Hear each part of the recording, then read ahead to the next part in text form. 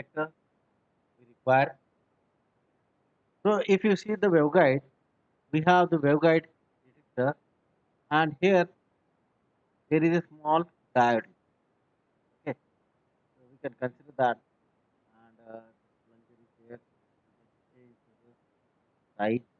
Likewise, also is there.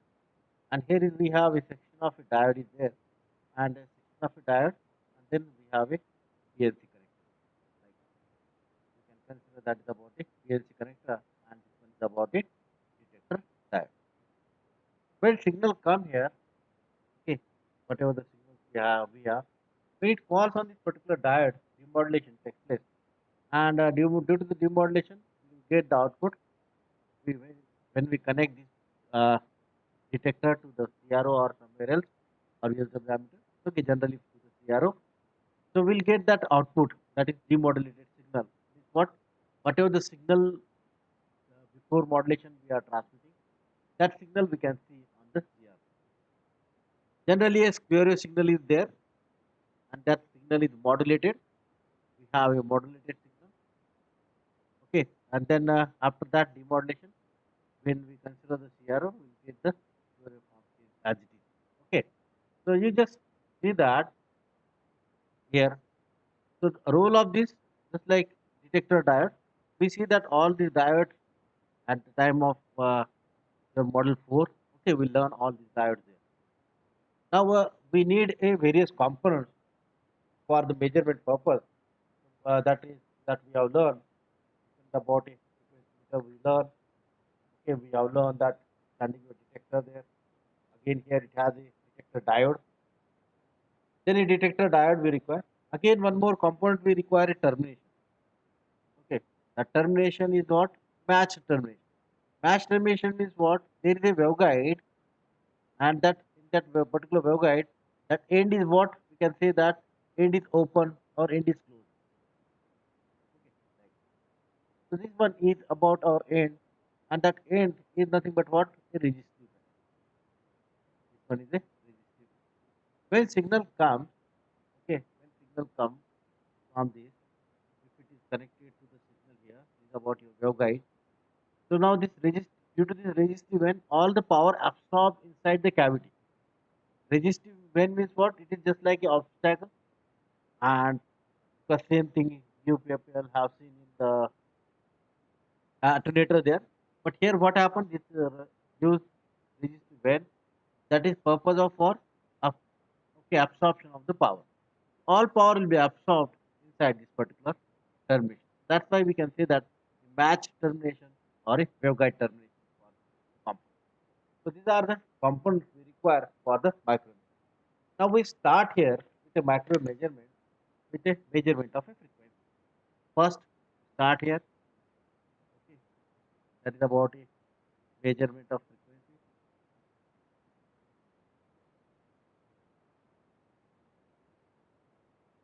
Now in the measurement of a frequency, we need to consider that what signal we are supposed to be propagating through this. This about the measurement of frequency means what? We are using the source.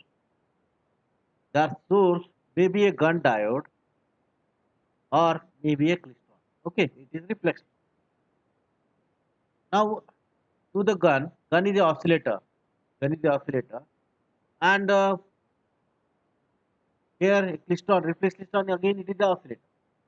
But we can use this reflex klystron to produce the modulated signal. We need to provide a modulating signal. Okay, we need to provide a modulating signal to the klystron so that we'll get that a modulated output. Okay, similarly, we can provide the modulating signal to the pin here so that we'll get that a modulated output. Now, gun is connected to the pin diode, and to the pin diode we provide the modulating signal. Gun is a generator, macro generator. Then it is connected to the pin. Then pin we have modulating signal. We get the modulated output. Now we use a specific source. It can be a gun diode or it can be a crystal klystron, but our output is nothing but a modulated output. Now we consider the same source, either gun or a klystron as a microwave source. So then we have a micro frequency measurement. For the micro frequency measurement, there are the two types. One type is what we can say that a deep method, and second one is about a slotted line method. Okay, or you can say that a deep method is nothing but we can use a wave meter. Okay, deep method we can say that it is a wave meter, and second one it is about a slotted line method. Now a deep method, if you consider that, we just use a frequency meter there to measure the how much is the frequency. Now a setup for this frequency measurement is a simple and a straightforward. We can consider that source, we use a source supply, then we have a source. Source can be anyone. Okay, source can be anyone. That can be a piston, that can be a gun diode. Okay, that is nothing but a source. If it is a gun, then combination of a gun and pin is there. That is nothing but a source. For each source, we require a supply there. If it is a reflex system, that source is nothing but a reflex system. And then we require the isolator. After the source, we require an isolator there. Then we consider the alternator. So most of the people they are saying that alternator is a flap alternator. Okay, we can say that instead of that, we can use variable alternator. Why variable alternator? We have a restrictions or we have a command towards our output value. That's why we say that it is about a variable alternator. Then a frequency meter. Okay, we use a frequency meter, and after that we connect a standing wave detector.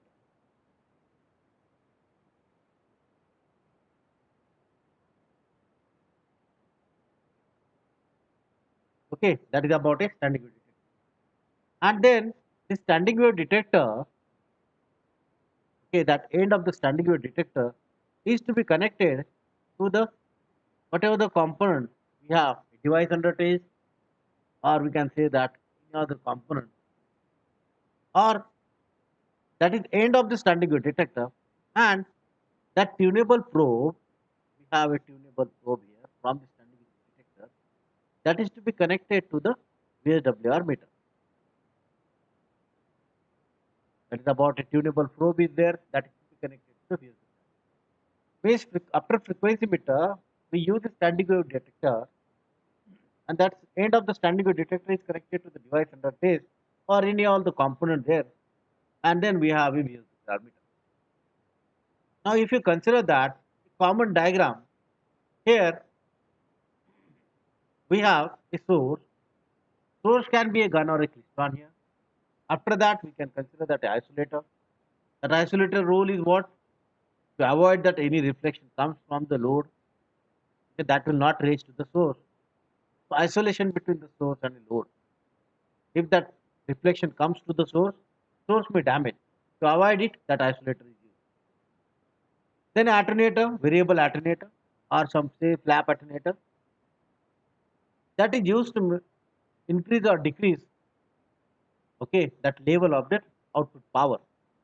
Generally decrease, okay, because output power is high, you can decrease the level at sufficient level or sufficient particular value. So that's why we can consider that a alternator. Now, in the measurement of a frequency, that is for the deep method, in a deep method we can use a wave meter. That is first one is about, we can say that about a deep method, that is we can use a wave meter. Wave meter means what? Just a frequency meter.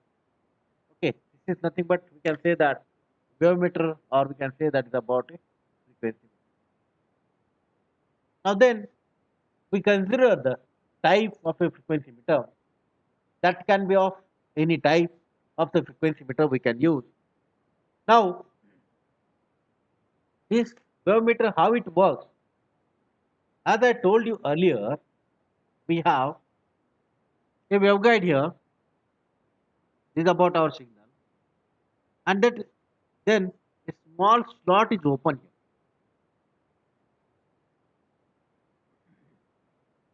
There is nothing but a small slot is open, and that small slot, a small plunger is there. Now, if you see that this one is the opening, one is a small opening here. We have a opening here. Okay, this is about nothing but your waveguide, and this is nothing but a small opening of your waveguide. This is nothing but a frequency meter. So here, when we rotate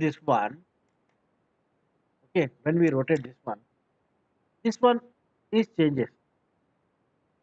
Means this is nothing but a cavity. Okay, this is nothing but a cavity. When signal propagating through this waveguide, whatever the signal we have, when we rotate this one, the size of the cavity changes. Size of the cavity means what? Size of a cavity. It has width. Okay, it has width, height, and a length. These are the three components of your cavity. Now that size it changes, and then resonating frequency changes. That resonating frequency is dependent upon the size of the cavity. That is length, height, and width. Now at some particular moment, when signal propagating through it, when we rotating this plunger up and down, this is about the up and down motion. You can move and up and down. When we move up and down, that size of the cavity changes. Size of the cavity changes means what? Length, height, and width will changes. And because of the changes in the height and width, that resonating frequency changes. Now at some particular point, that signal frequency is equal to FR. When we rotate this one, signal frequency is equal to FR, then what happens? We will not get any signal across the CRO. Now, this is about your meter, and if you connect this meter to a detector, okay, before this one, and that detector is connected to the CRO. Before this F, okay, before Fs is not equal to Fr. Before that Fs is not equal to Fr, we will get the signal on the CRO. That signal on the CRO, that can be a square waveform. Okay, signal on the CRO. That is the waveform on the CRO. When before Fs is equal to Fr. If Fs is greater than or Fr, or Fs is less than Fr, even if that particular condition, is that CRO. Okay. Now we can consider that if Fs is not equal to Fr at that some particular point, means Fs can be greater than Fr or Fs can be less than Fr, we'll get the output on the CRO, that is the square wave form. But when Fs is equal to Fr, okay, when Fs is equal to Fr, we will not get the waveform on the CRO. There will be deep, or there may be a small, likewise. There may be a small DC line or a small C. That is nothing but the deep occur. That's why we can say that's about a deep method. Okay. Now we say that signal propagating through it, because of that moving, that plunger, okay, that size of the cavity changes. Size of the cavity changes, the resulting frequency changes. So before the matching of that Fs is equal to Fr, we get the waveform on the CRO, that will be a square waveform.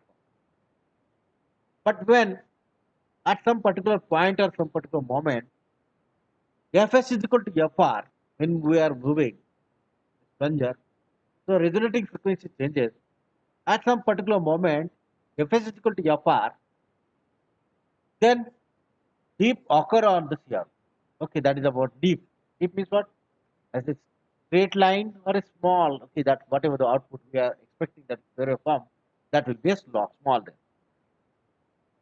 So we'll get that a deep occur, and at the same time you measure the output on the meter directly, and that is called as a measurement of a frequency. Okay, using the deep method, or we can say that about a direct method.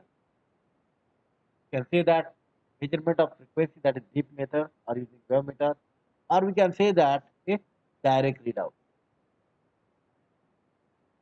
Okay, that is about the type of a frequency. So we can use a frequency meter directly to measure the frequency. That is about the measurement of a frequency. But if we doesn't have a frequency meter and we wanted to measure the frequency, then another method is about a slotted line method. Slotted line method, or we can say that is about standing wave detector. Because slotted line on a standing wave detector, okay, there will be a slot. Okay, on a standing wave detector, there will be a slot. That slot means what? Here, we have a slot here. You see that this is nothing but a slot.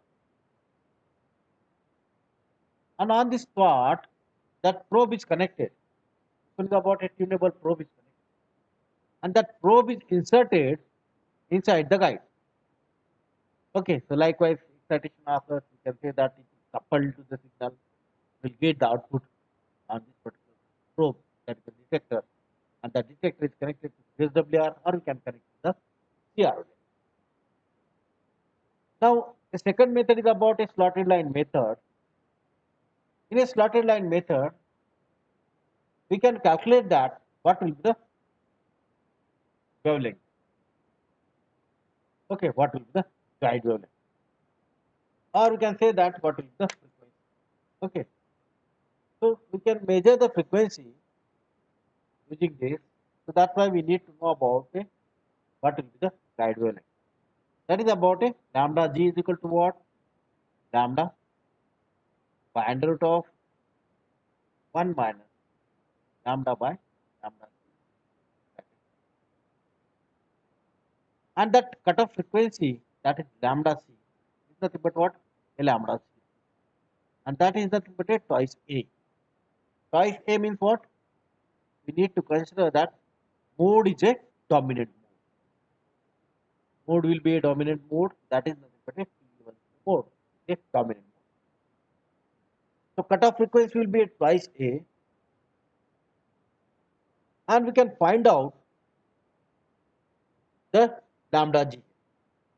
And according to that, we can find out the what is the f is equal to g by lambda. You will get the whatever the. Now we can consider that the D10 mode, that's about a dominant mode here. Now twice A means what? Whatever the size of a waveguide. If you consider the waveguide is about our waveguide,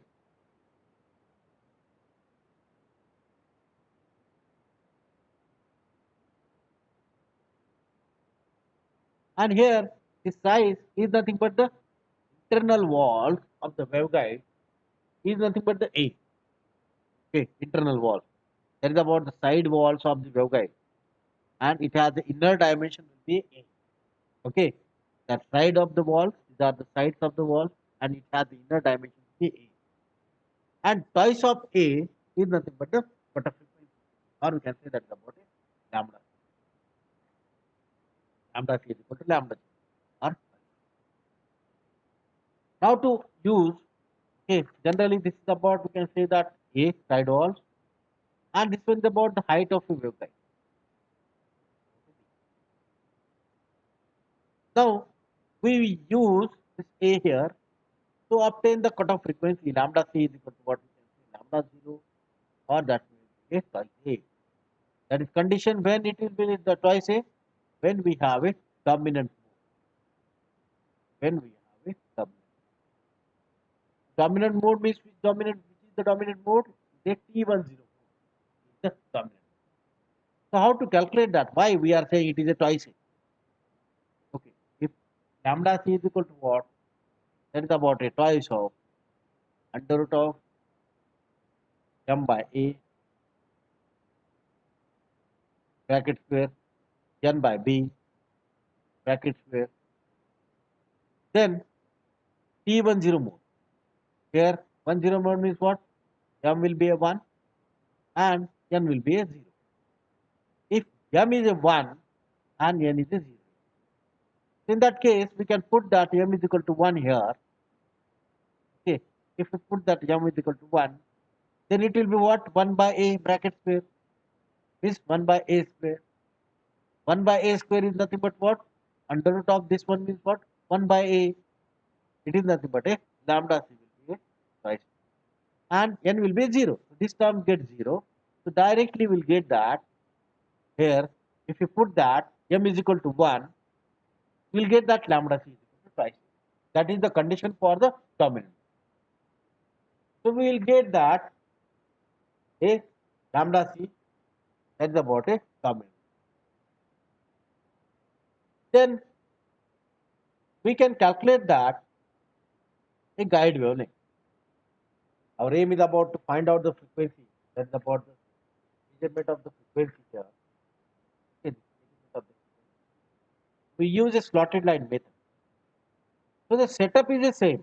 We require a source, consider the source, supply source, either it can be a piston or a gun there. If it is a gun, then it has a pin connected with them. Then isolator, alternator, frequency meter. Okay, and after that, standing wave detector. Now, this standing wave detector is connected. I told you earlier that it will be connected to the device under test. So here, that device under test, we consider it is nothing but a short. Okay, that is nothing but a short. Short means what? Open or a short. If you remember that in a transmission line, we use the open circuit line or a short circuit line. But in a waveguide, we have a open and a short. So how that open and short is to be created? We use a simple word component for the open and short. So that's why that waveguide will act as a open and a short. So we consider that a short here. Okay. So short the transmission line is different. The waveguide is different. And actually the meaning is same, short and open. But here we use a component device that is short. In a transmission line we connect, okay, two ends that we make it short. Okay. Now here we use a short here. When we use a short here, what happened? So VSWR provides with some values. Okay, when we terminate this, whatever the microwave bench after standing wave detector with a short, so we'll get the output on the VSWR meter, and that output available on the VSWR meter, and that output we need to consider where we are a minima. Okay, where we are getting the minima. Minima means we what? That short is connected to the standing wave detector. Here we have a short here. Standing wave detector. At end of this one is connected to the short. End of this one is connected to the short, and this one is connected to the VSWR. Short. The tunable probe is connected to the VSWR. When we connect it to the short, VSWR meter provides some reading. Now the deflection of the pointer will be at maximum point. Okay, so we will get that a minima here, or we can say that we can find out the minima here on the when we move this probe toward the load or it toward the generator. Then to find out a two successive minima, we need to find out a two successive minima moving toward the load or it toward the generator. And that distance between these two successive minima is nothing but the lambda g. Here we say that we need to calculate that lambda c.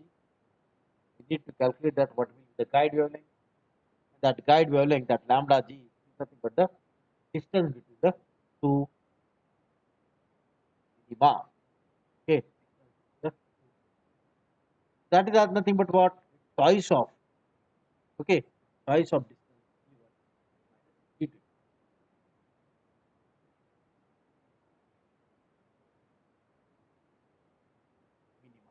Okay, so we consider here this one is a slot. We move toward the load or toward the generator, and we find out the two minima, successive minima. Now, suppose we consider that we measure that is somewhere at the some particular point one minima here, and this one is the 1 year scale. And on 1 year scale, we need to find out the first one. Then move towards the generator. Again, we'll get that another minima. Observing the music arbitrary value, we'll get that another. That's about a D2. So difference between that D1 minus D2 or D2 minus D1. And consider that the distance likewise. Okay, first distance between that two minima, we say that lambda g is equal to what? Twice of distance between, okay, the two. Okay, that is about a lambda.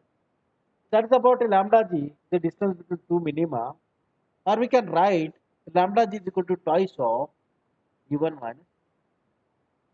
Okay, so whatever the value we are getting, that is a positive. So we can consider that lambda g is equal to twice of d1 minus d2 consecutive distance between two minima. Okay, consecutive minima distance between the two minima. So that is called as lambda g. So we'll get that lambda g by using this one. So we calculate that lambda. Lambda g is equal to, you know, that lambda by 1 minus lambda by lambda. That is about lambda g is equal to what? Lambda by under root of 1 minus lambda by lambda c. So we will get that from this lambda g equal to twice of d1 minus d4, d2 minus d1. Okay, which is the higher. And then this lambda c is nothing but a twice of a, because it is a dominant mode. Because of a dominant mode, that is nothing but a twice of a. Then if you put that lambda g and a lambda c, that is lambda. That is nothing but a signal propagating this particular guide. That is, so we can calculate that lambda directly, whatever the signal is getting to the guide using this lambda g and lambda. That is nothing but the measurement of a frequency. So now, as I told you earlier, there will be a short. We can consider after the standing wave detector. We can consider that short. That short is used to measure the whatever the we have the minimum. Okay, but again, using the short, we can consider the maxima also. Okay, we can consider the maximum. But what problem occurs when we consider the short? When we move the probe to find out the maxima, so this plot length will not be sufficient to identify the maximum. One. Another case, even if it is a sufficient to find out the two maxima, maxima is flickering more. Okay, so it has the highest value of the maxima, and then that maxima is spread for the long duration. Okay, that maxima will be spread to the long duration. So that's why we are not able to find out the two maxima as compared to the minimum. Okay, so maxima will be spread for the long duration there. Okay, it will be spread there. That's why we could not identify that where is the exactly maxima occurs. So instead of using the maxima, we can use the minima there. So that's why in a frequency measurement, we consider the distance between the two minima. Okay, distance between the two minima, so that will get that a guide wavelength and a cutoff frequency price of A, so that we can calculate that lambda here. So that is the measurement types. We can measure the frequency either using heap method, or we can measure the frequency with the slotted line. And then we can consider that lambda c is equal to twice A, then lambda g is equal to twice of distance between the two minima, lambda g is equal to twice of distance between the two minima divided minus g2. We get the lambda g, and we put that lambda g and lambda g, that is a lambda. So once we get the lambda, f is equal to by lambda. Then we will measure the frequency. Get directly the frequency. That is nothing but the measurement of the frequency. Next one is about the measurement of the VSWR. So then we consider here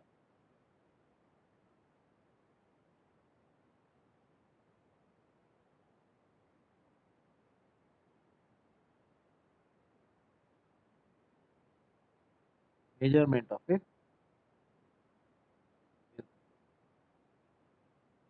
Now in the measurement of a VSWR, we should know that what value of the VSWR we are expecting from the output, or VSWR is means what? What will be the mismatch occur across your device or across your line? If we have a setup, micro bench setup, and in that micro bench setup, how much will be the mismatch there in the particular VSWR? So we can consider this one, that matter with the mismatch, and that mismatch is nothing but the VSWR. So there are the two types of a VSWR measurement. One is about a low VSWR,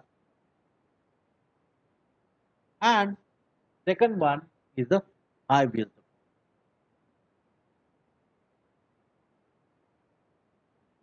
Some books may have given that low VSWR, medium VSWR, high VSWR. Okay. So that low VSWR is nothing but what? That VSWR value is less than 10. And high VSWR means VSWR value is greater than 10. So we can consider that a low VSWR measurement or a high VSWR. So that low VSWR measurement is a simple, so that we can identify that at what value of the VSWR that will be measured at the 10 there. So that's why we need to use the VSWR meter here to measure the high VSWR and low VSWR.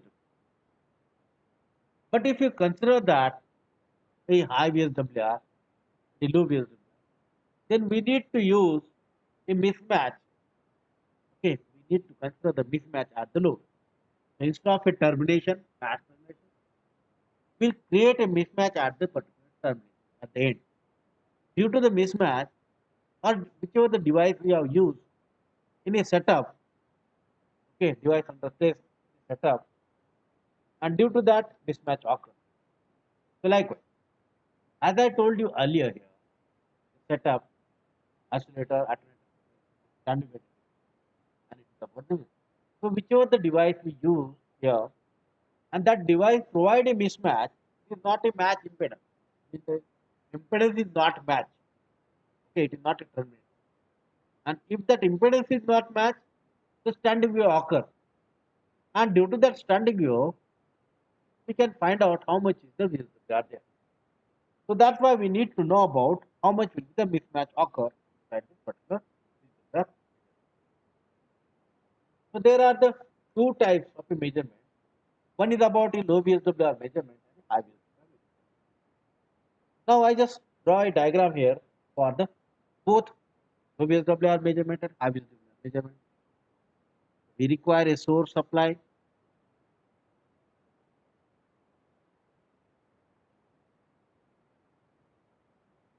We consider the source either gun diode or a crystal there.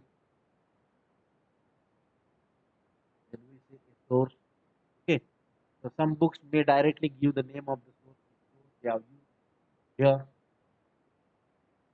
And then after that source, there will be a isolator. Diagram is same. Then we consider that alternator. That alternator is variable alternator. Actually, we need to draw diagram straight line. Standing wave detector.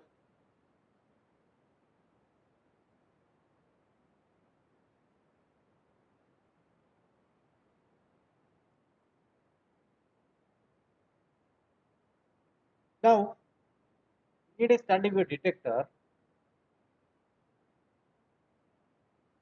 Then a slight Q tuner.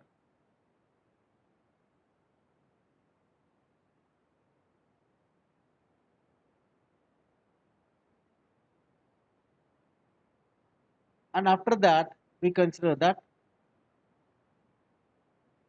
matched termination.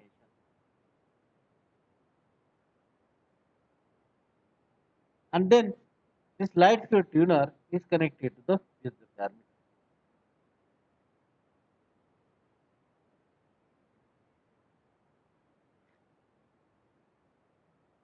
Now, here we have a source. It can be a gun diode or a crystal, then isolator, then variable alternator, variable one, then a standing wave detector, or some books they say that SWD or plotted section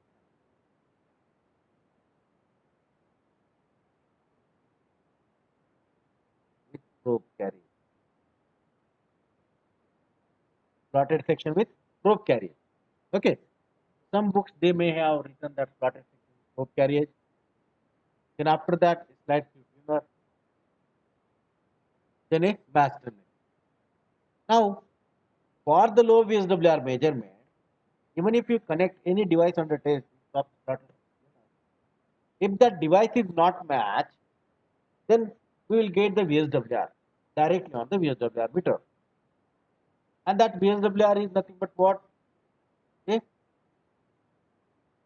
That VSWR is nothing but a low VSWR. But that how we get that a low VSWR. Now consider that on a VSWR meter, if you consider that a probe, okay, whatever the slotted section we have, here we have a slotted section. And that slotted section line, or you can say that standing